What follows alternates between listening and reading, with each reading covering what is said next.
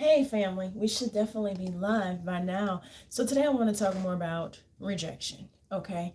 Um in particular how this topic had came up with me was the Lord reminding me of certain things and how it's very important on how you leave people's lives, okay? And sometimes when people leave out of your life or you leave out of their life, somebody tries to have a civilized conversation and express that this is no longer working. And sometimes people begin to act uncivilized and they begin to show what they would say their tail. Okay, they begin to show their tail or they begin to act very strange. Okay, so the Lord and me sat down and we started talking about more about rejection and how these things show up in our lives and how at some point in time we are on one side or the other of rejection. Okay, whether it is someone is rejecting you or you have to reject someone up out of your life and say that, hey, this is no longer working for me. But I want to let you know today, even if you have been rejected, it is for a reason, but you are still chosen. And the Lord wants to talk more about how we handle rejection. And He wants His daughters to handle rejection with grace. And the way that you're going to be able to handle rejection with grace is knowing your value and knowing your worth. So if they don't want you around, well, baby, you don't want to be blessed no more. Okay, well, I'm going to take all of this blessings and take it somewhere else, boo. No hard feelings, right? And also, if the person no longer is fitting into what it is that God is doing in your life, we want to also have kind words, or the best words possible, because sometimes you can't always. There are people that the Lord is removing out of your life because they are far from kind words. They have very sharp words, or they're just not any good for you. Like they're no good to the core. Okay. Then sometimes you can't always address those people with the most kindest of words. You have to be assertive. So basically, y'all need to know how to show up. For every situation is going to call for a different thing, okay? But we're trying to show up as Christ-like as possible, because even Christ didn't really. Y'all read that Bible? Y'all read that Bible, right? Even Christ had some slickness with him. All right. His words, he was very good with picking and choosing his words. He didn't have to have sharp words, but he had some words that made people go, hold on. That he just kind of put me in my place, and it took me an hour to realize it. Did he just put me in my place with, because some reason I'm off task, but oh well. All right. That's why the Lord then chose ADHD Candy to come and speak to y'all. And I know some of y'all be like, don't say you have ADHD, but this is my superpower. This is why I am here. Okay. So come along with me. You know how Jesus was writing in the sand? I have this feeling that he was writing names in the sand.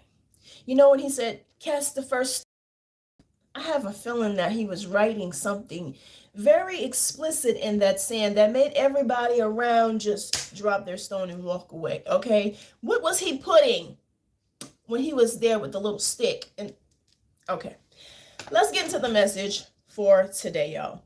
So today I want to talk more about rejection and how to walk away from it and also accept it whenever it does come your way, because baby, at some point in time you're going to be on one or other side of the coin. Okay, so whether rejection is showing up in your romantic relationships, your friendships, or even family situation, ministry, job, etc., these things are going to show up. You're going to be rejected. Jesus himself even was rejected. You guys, you are going to be rejected. All right. So as women, this is something that many of us carry around, and it begins to affect how you feel about yourself. You begin questioning your worth. All right. And the Lord doesn't want you questioning your worth based on what it is that you're going through with somebody else, or the fact that no longer do you fit inside of their puzzle piece. All right. The Lord then rearrange some things in your life, your life. Y'all don't fit together no more. This is a redirection. And that is how you need to look at rejection when it comes to you, is that the Lord is redirecting you in another place. Okay. There's absolutely nothing that is wrong with you at the core of who you are. You are still chosen by God, and you are still more than enough. That is something the Lord wants to implant to his girls, okay, his ladies, is that you guys are more than enough. Okay, y'all are literally queens walking around here with some invisible crowns, and he is wanting you to understand who you are in this season and moving forward, so that whenever you walk into a room and for some reason they got a whole lot of this happens a lot with ladies, unfortunately, okay, and I know it's happened with many of you, where there's a group of women that just they gang together, and for some reason they don't want you sitting at their table. You need to be okay with, I don't want to sit at your table. I'm gonna go pull up a chair and sit by myself. Being able to stand on your own because you know who you are. You're not going to bend. You're not going to compromise just to try to have a seat at someone else's table. You understand who you are. You understand, baby, I am the whole table. Okay, I'm the table, and I'm all the things that y'all put on the table. It's not my fault that you don't see the value over here. Also, you have to realize sometimes, you guys, is that you're not for everyone. All right, that's something that I had to also realize with this ministry, is that I am not for everyone. The Lord used to call me Francesca, and I didn't get it until recently, until I really began to just show up very authentically, until I felt free in myself to just show up as who I am. I don't fit into the normal norm of ministry, and many of you don't fit into the normal norm of whatever the Lord has put you into. You're not supposed to. Maybe you're the friend of whatever it is that you are doing. If you're not familiar with Francesca, it's from The Nanny. It's like a sitcom back in the 90s. And she was, where was she from exactly? She was from Queens, New York. All right, she was from Queens, and she showed up like a Cardi B. Okay, she just showed up talking broken English, but at the same time she had a light about her, and she ended up on kind of like a upscale side of town being the nanny for this man and his family, but they grew to love her, and she brought a lot of light into their lives, but she was something very different for the environment that she was in.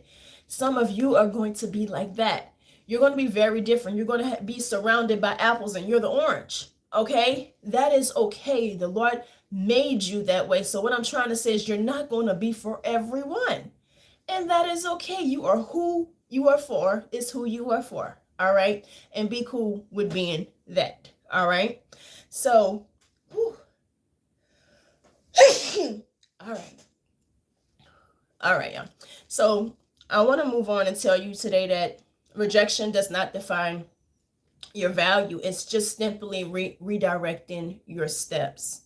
Good. I'm happy it no longer bothers you. Walk in Destiny. Hey, Barbara and Walk in Destiny. Welcome to the live today.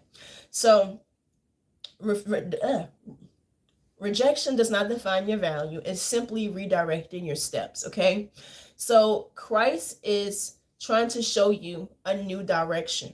If you are going in a certain direction and all of a sudden you find that that door closes, it's because the Lord wants you to continue on the path, because there's going to be another door that is going to open for you, and there's going to be a better fit. Like I said, it's like fits to a puzzle. There's going to be certain seasons that the Lord is going to put you with certain people, because they're seasonal people. And we get very comfortable with seasonal people, and we want it to continue. One thing about humans is we don't like shifts. Whether you think you want a shift, gonna like a shift, a lot of times you don't like the change because it alters from your daily, whatever your routine is or what it is that you're used to. But the Lord will often shift you because there's some other place or direction he wants to send you. And so when you receive rejection in one place, you need to look at it as, okay, let me not take this personal. That means God is shifting me in another direction. There's something better that he has for me. He says in his word, he only has plans to prosper us. That would mean that if a door closes, that he has something better. All right. So we have to start reframing it. Okay. And that's something I say very often about situations that come up in life that seem negative, is that we need to look at the situation and reframe it in a positive frame. What is God trying to teach me through this rejection? All right. And many times he's trying to pivot you in a new direction. So In Psalms 139:14, it says, I will praise you because I have been remarkably and wondrously made. Your works are wondrous, and I know this very well. So again, the rejection is not a reflection per se on you. Sometimes it's not something that you should even really take all that personal. Yes, sometimes there's lessons in the rejection. There's something we can build on within ourselves, but at the same time, you should not be putting yourself down or knocking yourself down. Look at what it is that you need to learn and build from that. Take it into your next. So the Lord wants you to remember that the scripture is saying you're remarkably and wonderfully made. Whether a man walked away, your friendship ended, or your own family did not see your value or your worth, that doesn't change who God says you are. That doesn't change his plans for your life, what people say and how people feel. People are, we're like this, okay? People are just like that, all right? But Jesus is not. God is the one thing you can always depend on. So, like I said, even Jesus was rejected, you guys, and it talks about that in John 1:11. It says, he came to his own, and his own people did not receive him. If the Son of God himself faced rejection and he still fulfilled his purpose and his assignment in life, then you're going to face rejection. And you know what? You're going to have to keep on moving, all right? And as I'm talking, I'm hearing this little song that said, keep on moving, don't stop. No, that's what you're going to have to do. You're going to have to keep on moving and moving ahead, just like Jesus did. You know, there's something in these passages, I don't have it pulled up right now, where it talks about how Jesus was basically rejected amongst his hometown, his kin, all his people that he knew, all right? But a prophet has no honor in his hometown amongst his kin, okay? It's going to be like that sometimes. There are going to be people who you know, who have seen you in a certain place and they can't see you any bigger. And they're going to reject this new version of you that has arrived on the scene. All right. And that's the same thing that happened with Jesus. They saw him growing up, Mary and Joseph's son, the carpenter's son. All right.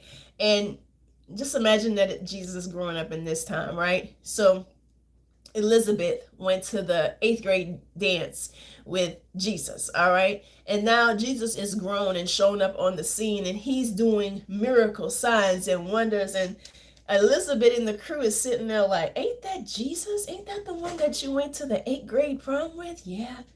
Miracle signs and wonders. Make it make sense. That's Mary and Joseph's son.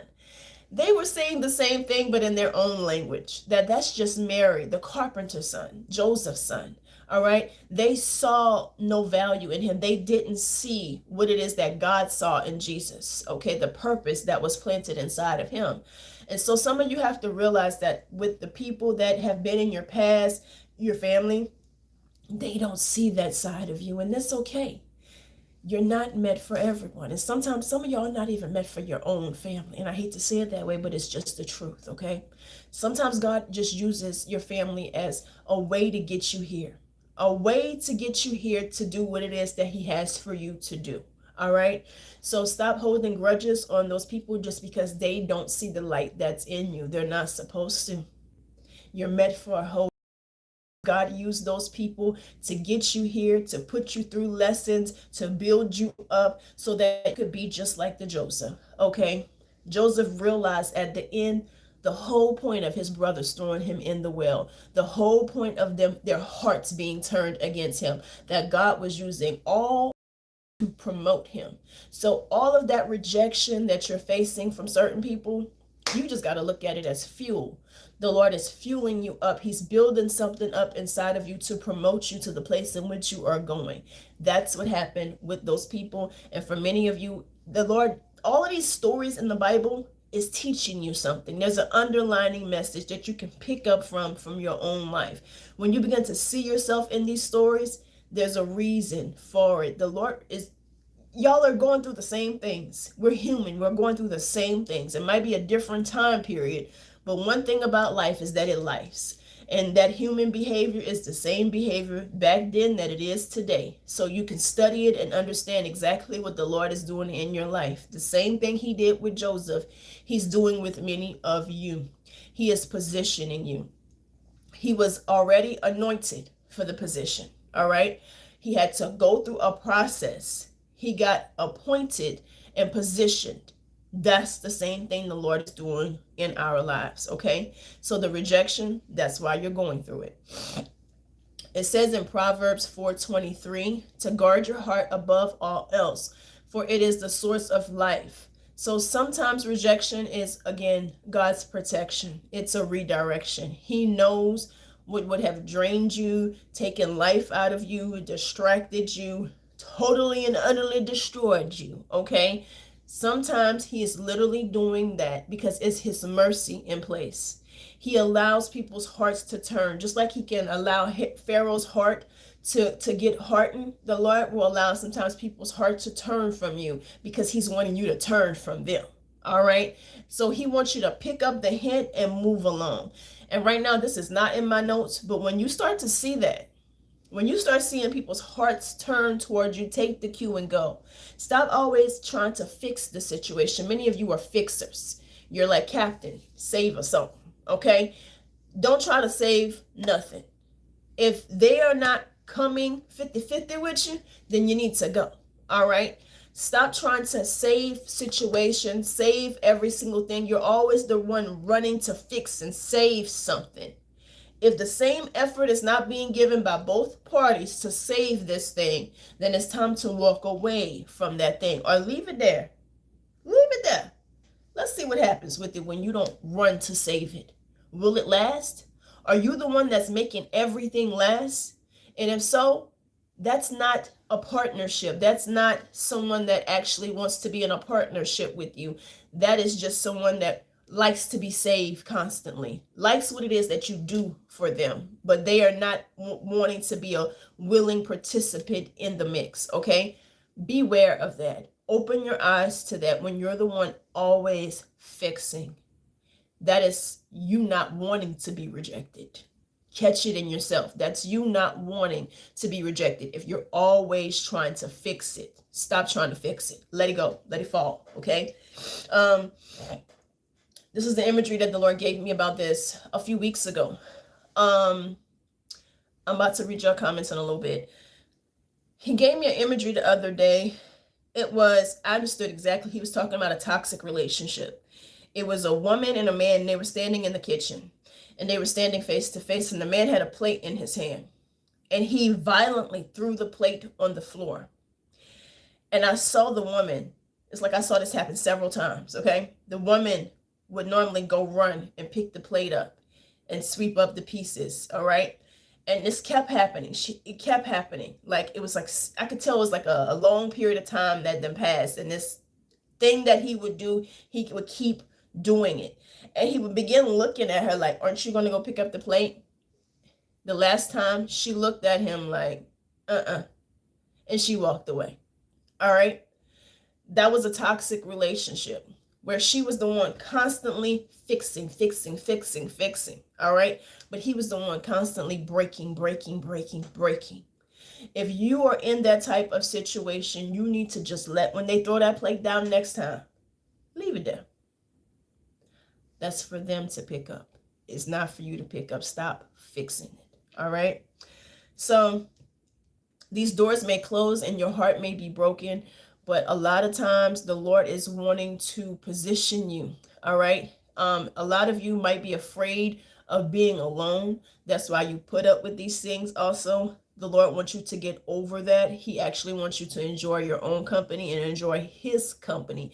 There might be a period of time when you have to be alone so that he can build you back up. All right? This is not him punishing you. This is him, again, positioning you. All right? He doesn't just want you to accept the scraps. I'm seeing breadcrumbs. He doesn't want you accepting the breadcrumbs that people throw at you. You deserve way more than the breadcrumbs. So in Matthew 5:3-7, it says, let your yes mean yes and your no mean no. Anything more than that is from the evil one. Keep yourself some boundaries, okay? A boundary is not a wall, you guys. A boundary is not a wall. It's like a gate, all right? It's like a picket fence, all right? And there's a gate that you can open and close. That's your boundary. It's not a brick center block wall.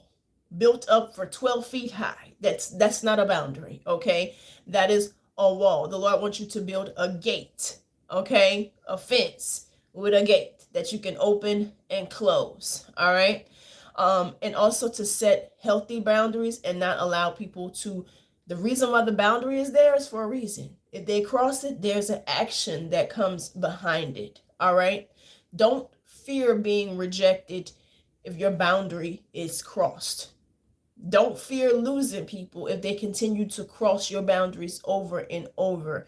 This is not people that are respecting your value and your worth, all right?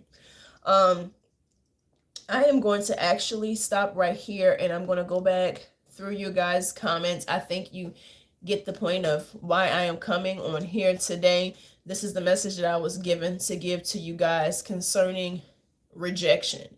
The Lord wants to talk about that, and he doesn't want you guys just accepting any old thing. You are rejected, possibly from this person or that person. It's not a reflection of your value or your worth. The Lord is saying that you're still chosen, you're still his daughter, you still have a crown on your head, and he needs you to remember that. He wants you to handle the rejection with grace, all right? Get your stuff and roll out, all right? I'm going back through the comments, y'all. The rejection was teaching you black sheep syndrome. Yeah, I understand. True.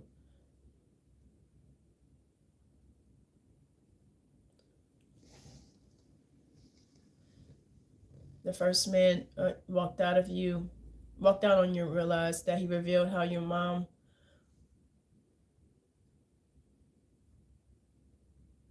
Okay, so it reveals something from your childhood.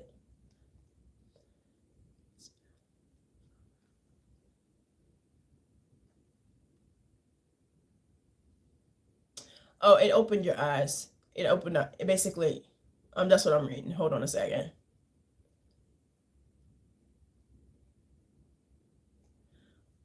Okay, that makes sense. Yeah, they definitely would not like that if it's revealing who they are. Demons never like whenever they're revealed. And at some point in time, there's going to be, God's going to send somebody to show you the truth. So it sounds like that person, that guy was somebody that revealed to you, opened your eyes to what it is that you were going through in your situation with your mother. Of course, if you grew up with something, you're not going to even realize that. A lot of times, you guys who grew up in either you had a toxic mother or father, what it seems like is that they never taught you what a boundary was because they didn't want you to have none of that.